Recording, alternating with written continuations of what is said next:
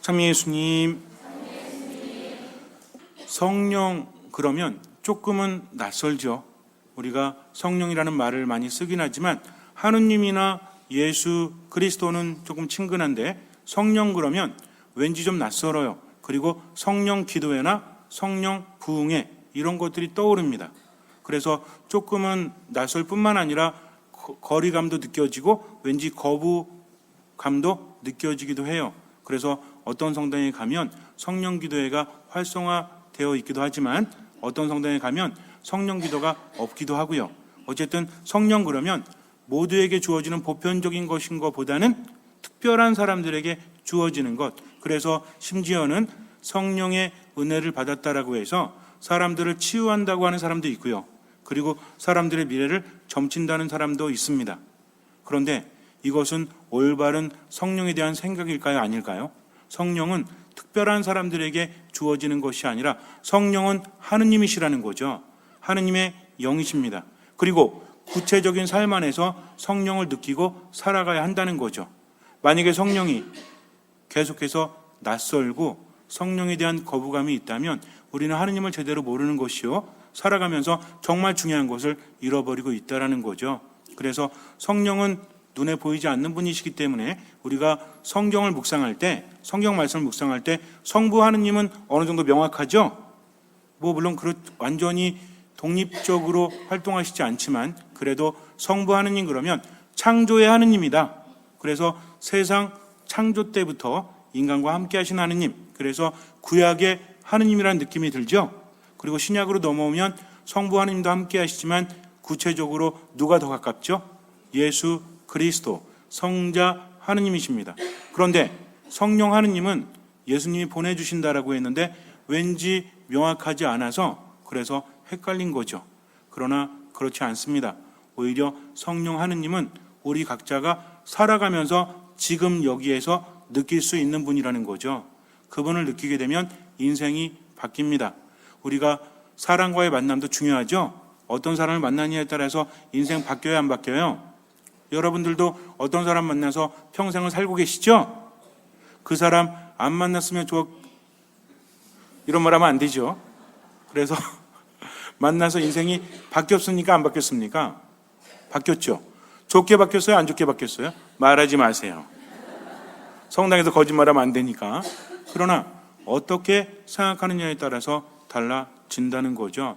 우리는 혼자 살아갈 수 없습니다. 인간은 관계 안에서 살아가요. 나와 만나는 사람들, 나와 함께하는 사람들에게 영향을 안 받을 수 없다는 거죠.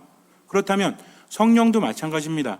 내가 성령을 제대로 알고 그분을 만나고 받아들이면 삶이 바뀌죠. 성령에 관한 여러 가지 이야기가 있기 때문에 어렵기도 하지만 어렵게 생각하실 필요 없습니다. 몇 가지만 기억하시면 돼요. 제가 군종신부로 있을 때 이제 마지막 군종신부 생활을 안양에 있는 수도군단에서 생활했었습니다. 그래서 성당도 짓고 이렇게 했었는데 제가 토요일날 저녁과 그리고 주일날 아침에 새벽 미사 이렇게 해서 수원교구 석수동 성당이라고 있어요. 안양에. 거기에 가서 토요일 저녁과 주일날 새벽 미사를 봉헌을 했습니다. 그리고 나머지는 이제 군에 있는 성당에서 미사를 봉헌했었죠. 근데 토요일날 저녁에 자전거를 타고 이제 제가 있는 부대부터 석수동 성당까지가 아주 멀진 않아요. 안양천을 따라서 가면 됩니다. 그래서 안양천을 따라서 이렇게 가서 미사를 봉헌하고 나서 이제 돌아가려고 하다가 천에 들어섰더니 욕심이 생겨서 토요일날 저녁에는 운동을 하자 그래서 이제 거꾸로 달렸습니다. 여의도를 지나서 양재천으로 해가지고 과천을 지나고 인덕원을 지나서 다시 수도군단으로 돌아올 수 있기 때문에 그 거리가 한 78km 정도 돼요. 그래서 이제 저녁 미사 끝나고 나서 구두를 신고 또 운동복을 가지고 갈 수는 없잖아요. 그러니까 이제 패드 바지 이런 거는 속에다 입고 자전거를 타고 이렇게 가는데 토요일날 저녁에는 사람들이 많습니다. 축제도 많이 해요. 그래서 안양을 지나서 금천을 지나고 또 서울로 들어서면서 풍경이 바뀝니다. 서울에 들어서면 수많은 연인들, 수많은 가족들이 모여서 비행기도 날리고 먹을 것도 사 먹고 이렇게 하면서 굉장히 좋아요. 저도 그 사람들의 일원은 아니지만 그래도 지나가면서 바라보는 것만으로도 행복합니다. 아이들이 즐겁게 뛰놀고 그래서 저녁 미사 끝나고 한 8시 반쯤에 가기 시작을 하는 거죠. 아직은 밤이 아주 깊지 않았기 때문에 사람들이 많습니다. 그래서 재밌어요. 근데 문제는 이제 제가 3시간 정도 걸렸던 것 같아요. 3시간 반 정도 한 2-3번 쉬고 나서 이렇게 하는데 처음에는 좋죠. 아름답죠. 재밌죠. 그런데 1시간, 2시간 지날수록 점점 사람들이 사라집니다. 집에 가는 거죠. 그러니까 8시 반부터 시작해서 9시 반, 10시 반이 지나면 사람들이 거의 없어. 방금 전까지는 가족들끼리 깨르르르 호호호 이런 소리 들렸는데 10시 반 지나면 어떤 소리가 들리는지 알아요? 뭐야 이거? 그러니까 가족 단위의 즐거움이 아니라 술을 마시면서 어른들의 문화가 펼쳐집니다. 그러니까 재미있겠어요? 재미없겠어요? 재미없죠? 처음에 출발할 때는 몸도 쌩쌩했지만 2시간 정도 달리면 몸도 피곤합니다. 목도 마르고 배도 고파요. 그런데 늘 그렇듯이 충동적으로 시작한 것이라서 먹을 것도 안 싸우고 마실 것도 없었어요. 그래서 가다가 사면 되겠지라고 했는데 지갑도 안 가져왔어. 그러니 처음에 즐겁게 가다가 생생할 때 확인했어야 되는데 확인을 못한 겁니다. 중간 이상 넘어서 가지고 이제 지갑이 없다는 거 알았으니 돌아가야 됩니까? 아니면 끝까지 가야 됩니까? 어차피 중간 넘어섰잖아요. 목은 말라 죽겠죠. 아까 가족들 단위로 있었을 때는 가서 물 한 잔 달라고 하면 줄지도 몰랐어요. 그런데 물을 안 마시고 달리고 나중에 이제 우리 그런 거 있잖아요. 조금만 더 가서 먹자. 조금만 더 가서 먹자. 그래 뭐 거기는 이제 중간중간에 뭐 파는 데가 있죠. 이렇게 컨테이너나 조립식 같은 걸로 해서 이렇게 뭐 간이 뭐라 그러죠? 간이 매점 같은 곳이 있습니다. 그래서 사 먹으면 되겠지라고 했는데 지갑이 없었죠. 그 재밌는 건 뭐냐면 일반 가족들 단위로 놀러 오신 분들한테 가서 물 달래면 줘요. 그런데 매점 가서 달래면 줘요, 안 줘요? 안 줍니다. 더 많이 가졌으면 안 줘요? 왜? 팔아야 되기 때문에 그렇죠. 근데 저는 지갑을 같이 안고 갔기 때문에 한 3번인가 그런 경험이 있는데 정신 못 차리고 또 그랬어요. 그래서 어쩔 수 없이 이제 가족들을 찾는데 집으로 다 돌아가고 한 10시 넘으니까 거의 집에 가시더라고요. 근데 이제 그래도 술 드시면서 이렇게 모여있는 어른들한테 가서 얻어먹으려고 했는데 그날따라 그런 분도 없는 거예요. 그래서 어떡할까? 한강물을 좀 마실까? 이건 아닌 것 같고 화장실 들어가서 물 마실까? 이것도 아닌 것 같아요. 그래서 중간에 있는 과천성당에 들려서 물을 좀 얻어먹어야 되겠다라고 생각을 했습니다. 그리고 달리는데 너무 힘든 거예요. 목은 마르고 배는 고프고 다리도 아프고 의지가 꺾이니까 더 힘들어요. 근데 바람도 맞바람이 쳐 얼마나 힘들겠습니까? 페달링을 하면서도 너무나 괴로웠어요. 그래서 정말 내가 과천까지 무사히 갈 수만 있다면 얼마나 좋을까. 하느님 도와주십시오. 정말 저와 함께 해주십시오라고 했는데 기도하고 나서 조금 지났더니 바람이 바뀌었어요. 뒤에서 불기 시작을 합니다. 맞바람일 때는 힘들었는데 등에서 바람이 부니까 어때? 아주 편안하진 않지만 수월하다는 거죠. 그래서 과천까지 도착하는 동안 힘들긴 했지만 그래도 도착할 수 있었습니다.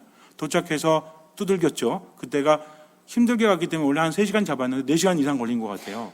4시간 동안 물도 못 마시고 거의 초주검이 돼서 도착을 했죠. 그러니까 몇 시쯤이에요? 한 11시가 넘었죠. 사제관문을 막 두들겼습니다. 신부님 깜짝 놀라서 나왔죠. 물 좀 주세요. 물을 한 2통을 마신 것 같아요. 그리고 돌아왔습니다. 인생이라는 게 이런 것 같아요.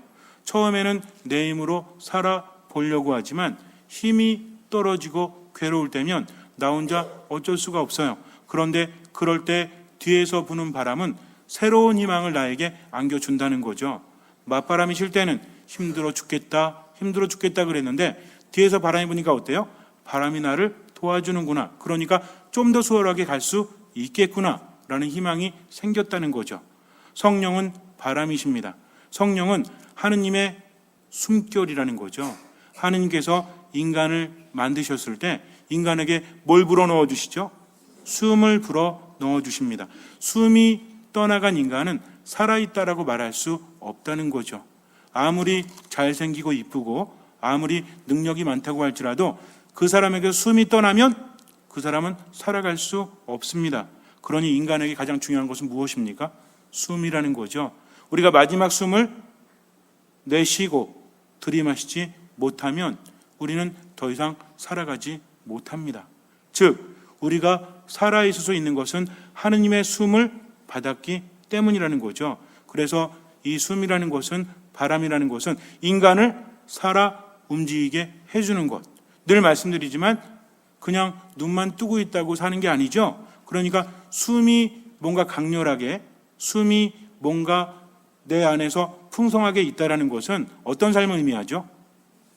우리가 마지못해서 아주 가늘한 숨결로 살아가는 것보다는 그런 거 있잖아요. 어떤 분이 정말 힘 다 빠지고 육체적으로도 힘이 떨어지고 마음의 힘이 떨어지면 숨이 어떻게 되죠? 우리가 보통 영화 같은 거 보면 이렇게 쓰러져 있으면 이렇게 대고 들어보죠? 가슴에 대고 뭐 듣는 거 이거? 숨소리 듣고 있는 거죠. 그럼 숨소리가 미약하면 위험한 거죠. 숨이 강하면 어떻습니까? 이 사람은 위험하진 않은 거죠. 마찬가지입니다. 우리가 살아가면서도 외적인 변화를 바라지만 정말 중요한 것은 내적인 것이라는 거죠. 내 안에 생기가 넘쳐 흐르고 힘이 넘쳐 흐른다면 외적인 고통도 걸림돌이 아니라 디딤돌이 될 수 있다는 거죠. 그런데 우리는 무엇을 바랍니까? 외적인 게 바뀌기를 바라요. 다른 사람들이 바뀌기를 바라요. 그러나 정말 중요한 것은 무엇이다? 내 안에 있는 것이다. 아무리 힘들어도 내 안에서 끊임없이 생기가 넘쳐 흐른다면 우리는 살아갈 수 있다는 거죠. 단순히 숨만 쉬는 것이 아니라 이러한 바람은 우리를 지탱하게 해준다는 겁니다. 그래서 첫 번째는 무엇이다? 우리의 숨결이다.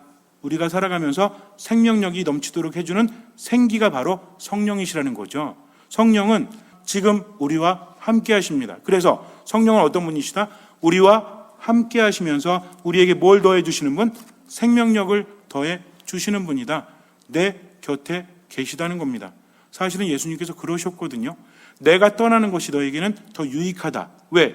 내가 떠나면 성령, 보호자 성령을 너에게 보낼 것이기 때문이다. 이렇게 말씀하십니다. 그러니까 예수님께서 우리에게 누구를 보내주셨다? 성령을 보내주셨다는 거죠. 그럼 우리는 언제 성령을 받습니까? 세례 때 성령을 받는 거죠. 우리 세례 때부터 이미 성령께서 함께 하십니다. 그러니까 중요한 것은 그분을 알아보고 내 안에 모신다는 거죠. 성령은 하느님이십니다. 하느님께는 불가능함이 있어요, 없어요? 없다는 거죠. 불가능함이 없는 하느님께서 나를 보호하시고 나에게 힘을 더해 주신다는 것은 우리가 살아갈 수 있는 희망을 가지고 있다라는 거죠. 그런데 눈앞에 계셔도 보지를 못하고 옆에 계셔도 느끼지를 못하니까 우리 삶이 힘들 수밖에 없는 겁니다. 성령은 눈에 보이지 않아요. 그러나 우리의 영으로 느낄 수 있다라는 거죠. 이제 중요한 것은 어떻게 하면 성령을 내 안에 모실 수 있을까? 물론 세례 때 성령을 받습니다. 예수님께서는 성령으로 세례를 주셨죠. 그리고 사도들에게도 성령을 주셨죠. 오늘 복음을 보니까 어때요? 사도들이 예수님께서 돌아가신 다음에 의기소침해 있었죠. 아무것도 할 수 있는 게 없습니다.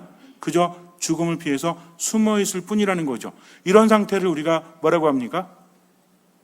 내가 살아도 살아있는 게 아니죠. 뭐가 없어요? 희망이 없고 생기가 없죠.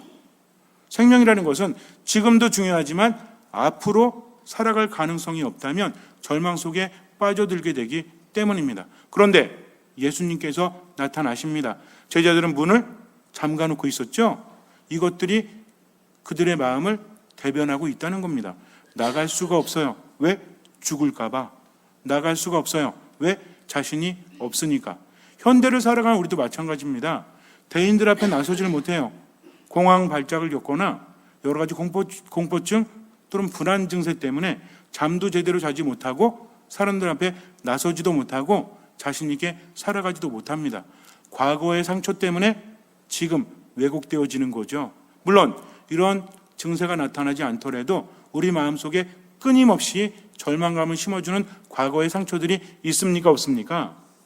멀쩡한 척하지만 그러나 두려운 것이 언제 터질지 모르는 것이 언제 내 삶을 잠식해 들어올지 모르는 그 고통 때문에 우리는 지금을 제대로 살아가지 못합니다.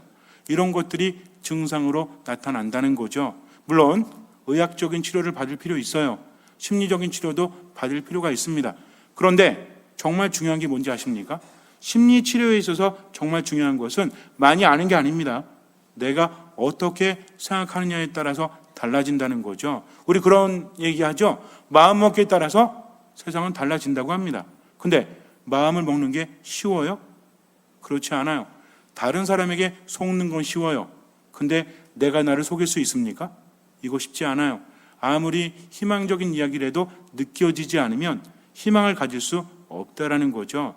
그래서 다시 한번 생각해 봐야 합니다.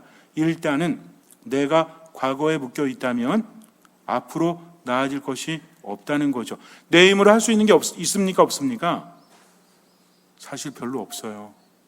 우리가요, 절망적일지 모르겠지만 많은 사람들이 헛된 희망을 가지고 있습니다. 나아질 거야. 나아질 거야. 나아졌어요?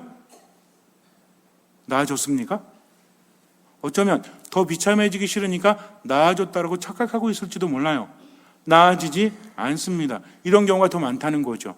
물론 나아지는 분도 있어요. 그걸 부인하는 거 아닙니다. 그러나 삶이 만만하지 않아요. 아무것도 변하지 않습니다. 상대방도 변하지 않고 나도 변하지 않아요. 상황은 더 안 변해요. 그러니까 점점 힘들어진다는 거죠. 그러나 실망할 필요가 없다는 거죠. 왜? 이러한 것은 나만 알고 있는 것이 아니라 누가 아시기 때문에?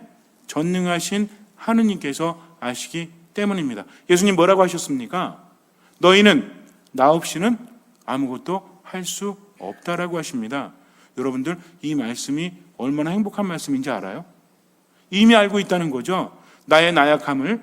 그러니까 그분은 우리에게 심한 거 요구하지 않으십니다. 그저 어떻게 해라? 그저 어떻게 해라?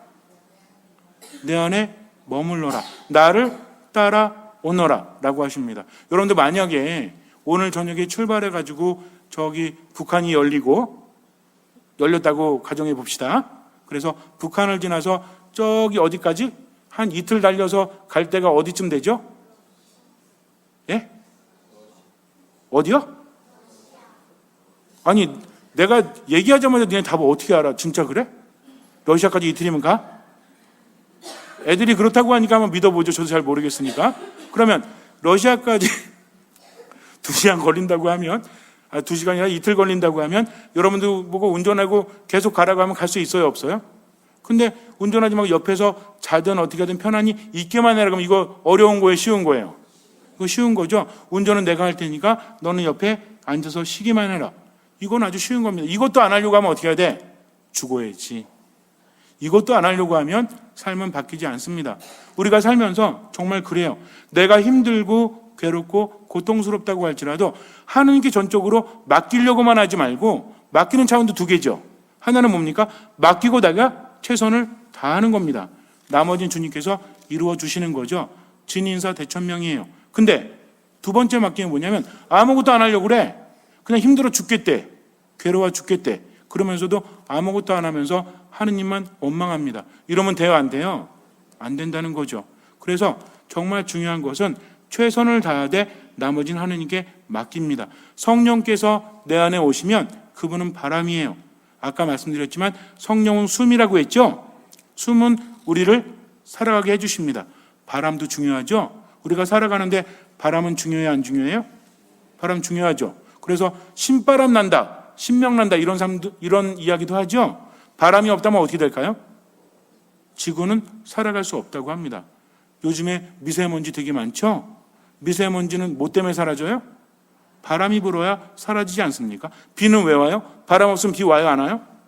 구름이 움직일 수 없으니 비도 오지 않습니다. 새도 날 수 없다는 거죠. 자연계 생태계도 파괴되고 우리도 살아갈 수 없어요. 그저 바람이 없으면 빨래가 안 마르고 이런 수준이 아니라 인간은 살아갈 수 없다라는 거죠. 바람은요, 눈에 보이지 않지만 이렇게 우리 삶 안에서 너무너무나 중요하다는 거죠. 이런 외적인 바람뿐만 아니라 내적으로도 필요해요? 안 필요해요? 우리 마음에 새로움이 없다면, 바람이 불지 않다면 우리는 살아갈 수 없기 때문이죠. 바람이 얼마나 중요한지 아십니까? 바람이 있기 때문에 나는 살아갈 수 있다는 거죠. 성령도 눈에 보이지 않지만 나를 어떻게 하십니까? 일으켜 주신다는 거죠. 나를 지탱하십니다. 나아가게 하신다는 거죠. 이런 바람이에요. 그래서 바람을 느끼는 것처럼 성령도 느껴야 되는데, 자, 그렇다면 우리가 성령은 보호자시요, 변호자시요, 위로자시요, 치유자시요, 이런 거 뭐 외우거나 말거나 상관없이 두 가지만 기억하세요. 성령은 숨결이다. 성령은 또 무엇이다? 바람이라는 거죠. 숨과 바람만 있으면 우리가 살아가는 데 있어서 정말 충분하지 않습니까?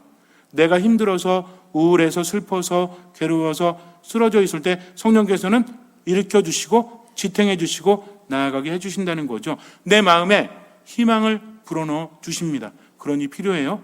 자, 이제는 중요한 것은 그렇다면 어떻게 하면 성령을 내가 받아들일 수 있고 성령과 함께 할 수 있느냐 이거죠.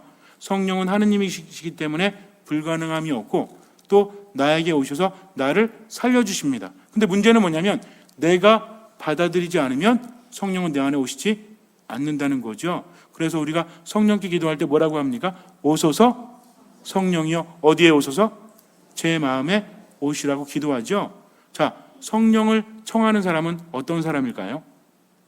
그냥 말로만 기도하면 오세요? 미사만 참여하면 오세요? 그렇지 않습니다.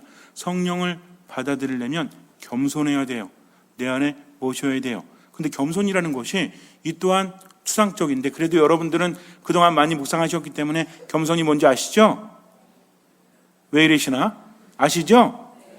제가 신학생 때 복사아이들을 데리고 저기 서해안에 바닷가에 캠프를 간 적이 있었습니다. 근데 이제 청년들 몇 명 또 신학생들 몇 명 그래서 애들 놀냐고 막 일을 했죠. 뭐 덥잖아요. 더운데 샤워해도 더워. 근데 이제 저녁에 이제 해변가에 텐트를 쳐놓고 1호 텐트, 2호 텐트, 3호 텐트가 이제 신학생 및 청년들이었어요.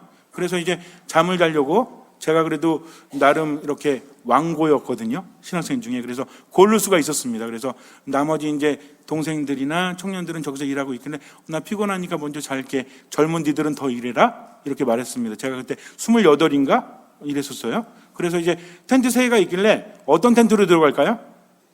새 텐트와 한 텐트가 있다면 어떤 텐트로 들어갈까요? 당연히 새 텐트 들어가죠. 그래서 딱 누웠습니다. 근데 잠이 안 와. 몸은 피곤해 죽겠는데 잠이 안 옵니다. 왜 안 왔을까요? 더워서. 땀이 막 줄줄 흐르는 거예요. 샤워를 2번이나 하고 왔는데도 계속 흐릅니다. 피곤해 죽겠는데 잠이 올 것 같아요? 안 올 것 같아요? 이게 텐트가 완전 한증막이야. 안 되겠다 싶어서 나왔어요. 바람 좀 쏘이다가 들어가려고 하는데 요 옆에도 벼 있는데 조금 헌 텐트야. 그래도 들어갔습니다. 웬걸 시원해요. 그래서 거기 잤어요. 그러니까 그 다음날 이제 일어나가지고 옆에 있는 그 텐트 있죠? 제가 좀 사악하죠. 거기 텐트에서 잠을 잤던 신학생들에게 물었습니다. 야, 안 더웠어? 안 더웠대요? 왜 안 더워? 더울 텐데? 그랬더니 안 더웠대요. 들어갔더니 시원해요. 왜 시원한지 아세요? 제가 텐트에 들어갔을 때 여기 텐트에 들어가면 입구 있죠? 반대편에 뭐 있어요? 창 있잖아요, 창. 이걸 몰랐거든. 얘는 이거 열고 잔 거예요. 그러니 어때요? 시원했던 거죠. 여러분들, 저의 멍청함을 비웃지 마시고요. 여기서 중요한 건 뭐냐면 열기만 하면 되는데 열지 못하니까 바람을 안에 모실 수 없었다는 겁니다. 성령도 마찬가지예요. 그래서 겸손함은 무엇이다? 여는 거죠. 연다는 것은 무엇입니까? 내 마음을 여는 거죠. 나 중심으로 살아가는 것이 아니라 겸손하게 어떤 마음으로? 그렇죠. 듣는 마음이에요. 어렵게 생각하지 마세요.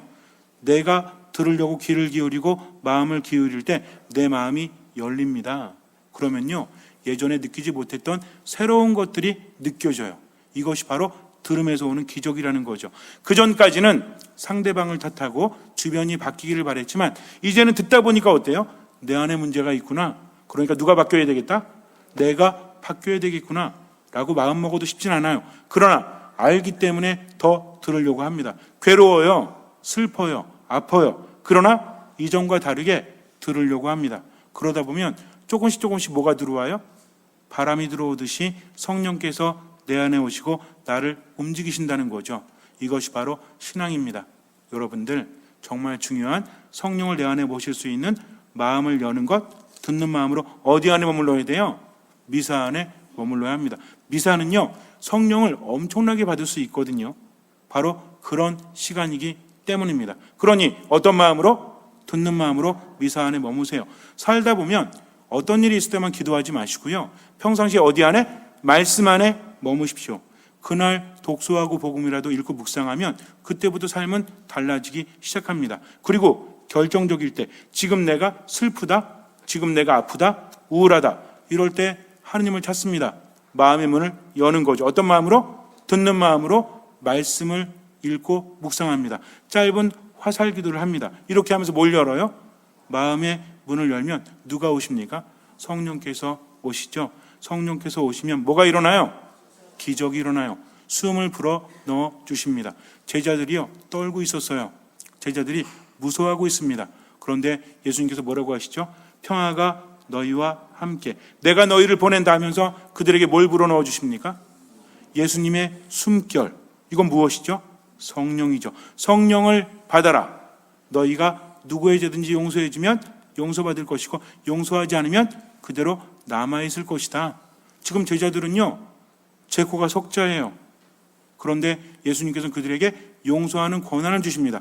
무엇을 주시면서? 성령을 주시면서. 무엇으로? 숨을 불어넣어 주시면서. 삶이 힘들고 괴로울 때는요 숨을 청하세요. 주님, 당신의 숨을 저에게 주십시오.